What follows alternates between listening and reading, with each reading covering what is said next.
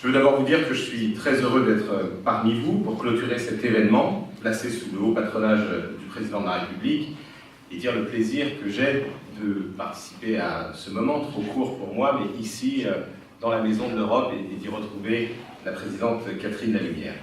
Je le fais avec d'autant plus de plaisir que j'attache personnellement, cela a été rappelé, une grande importance aux politiques de développement, de solidarité internationale, à l'engagement de l'Union européenne dans ces domaines, et évidemment à celui de la France, et aux questions de solidarité européenne en matière de santé mondiale.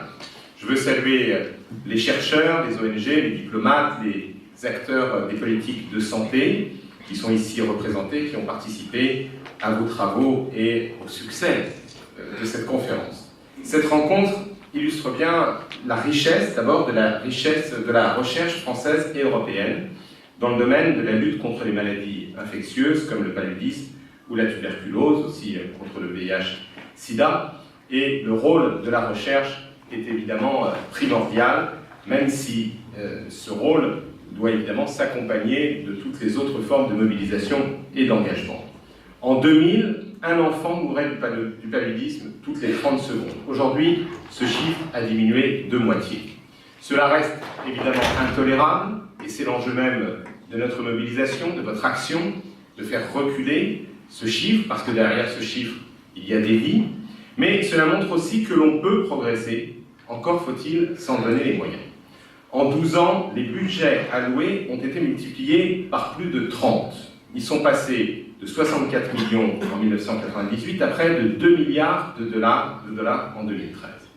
C'est grâce aux politiques de prévention, de traitement, que cette maladie a déjà été éliminée et éradiquée dans un certain nombre de pays. Aujourd'hui, la lutte contre ce fléau rencontre un nouveau défi, le changement climatique, qui risque de changer la carte du monde du paludisme.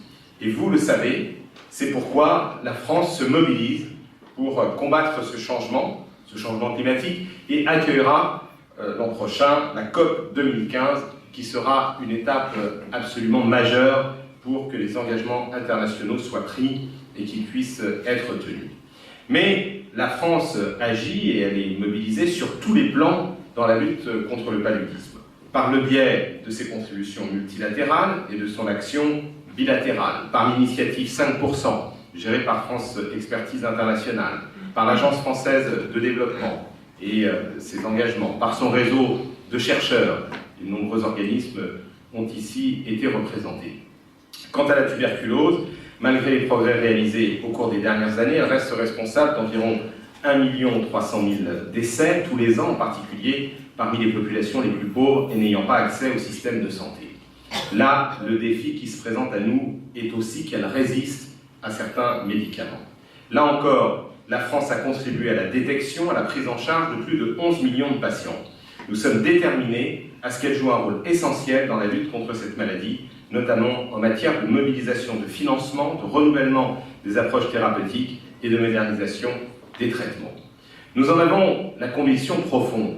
La santé est un des besoins et des droits les plus fondamentaux que nous devons contribuer à garantir par-delà les frontières.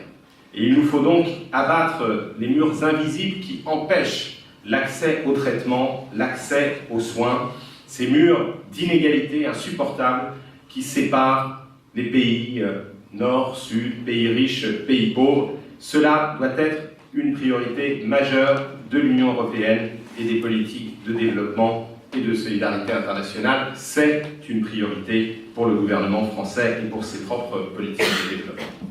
Et parce que nous avons célébré il y a moins d'un mois la journée mondiale de lutte contre la tuberculose, parce que nous sommes aujourd'hui à la veille de celle contre le paludisme, je souhaite rappeler en particulier l'attachement de la France à la lutte contre ces deux maladies infectieuses et plus largement son engagement dans la santé mondiale. Nous en sommes tous convaincus. Agir pour la santé mondiale, c'est bien plus que simplement favoriser l'accès aux soins et au traitement des populations les plus pauvres, même si c'est évidemment l'objectif premier. Agir pour la santé mondiale, c'est aussi agir plus généralement pour les droits humains, pour une plus grande justice sociale, pour offrir une plus grande chance d'épanouissement aux individus, aux familles, en particulier aux femmes, aux enfants, aux jeunes. C'est finalement une condition du développement. c'est offrir de nouvelles perspectives de croissance économique au pays et œuvrer pour la paix, la stabilité, la sécurité dans le monde. La France a défendu, très souvent seule, des positions courageuses, aujourd'hui admises et qui ont révolutionné la prise en charge des maladies.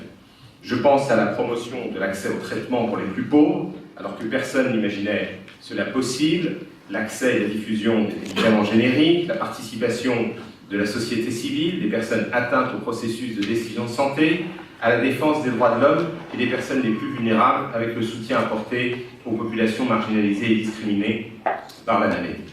Mais je pense aussi, vous l'avez évoqué, à l'innovation financière, avec la mise en place du Fonds de solidarité thérapeutique international en 1997, puis du Fonds mondial en 2002, puis de la taxe de solidarité sur les billets d'avion en 2006 pour financer United et l'accès aux médicaments.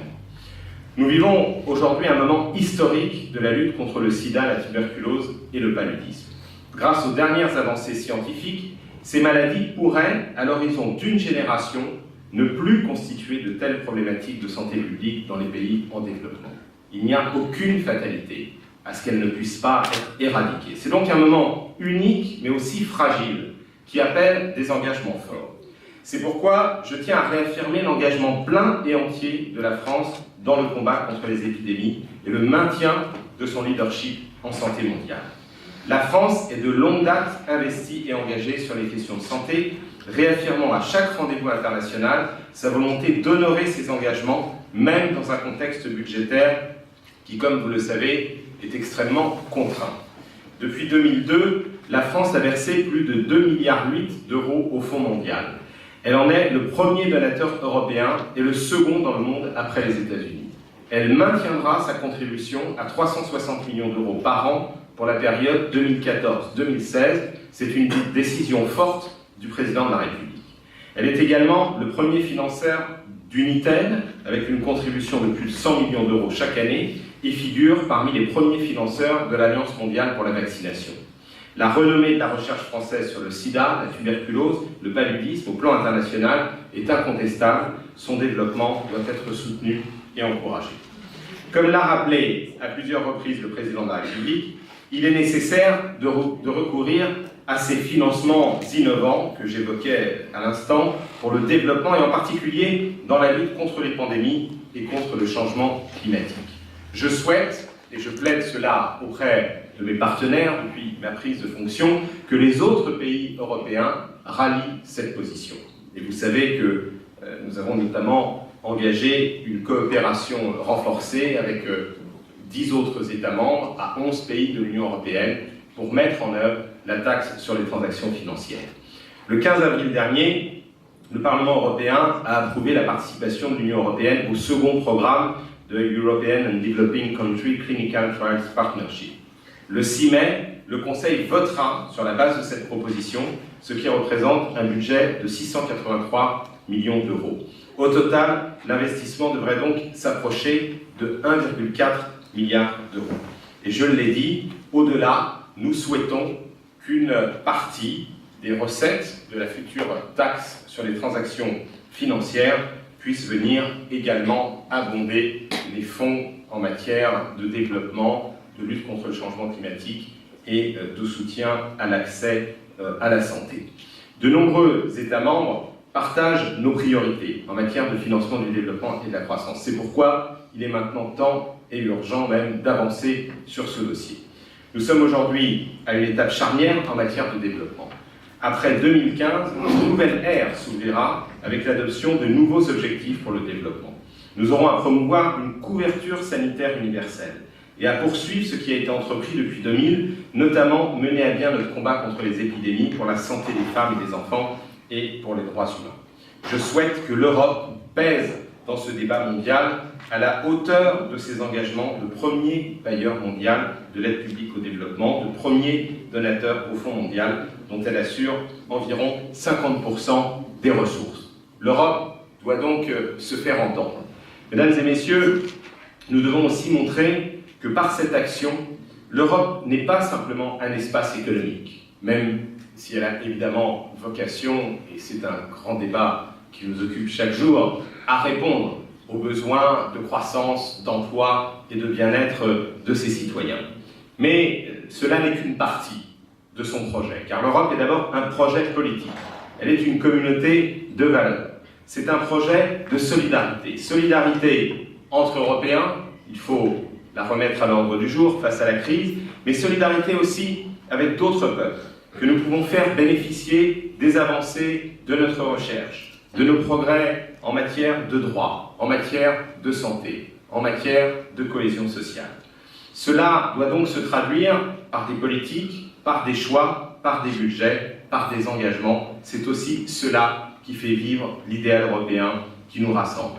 L'action de l'Europe doit donc se poursuivre, se renforcer. Sa parole en matière de développement doit être rehaussée, sa stratégie rendue sans doute encore plus cohérente et plus lisible.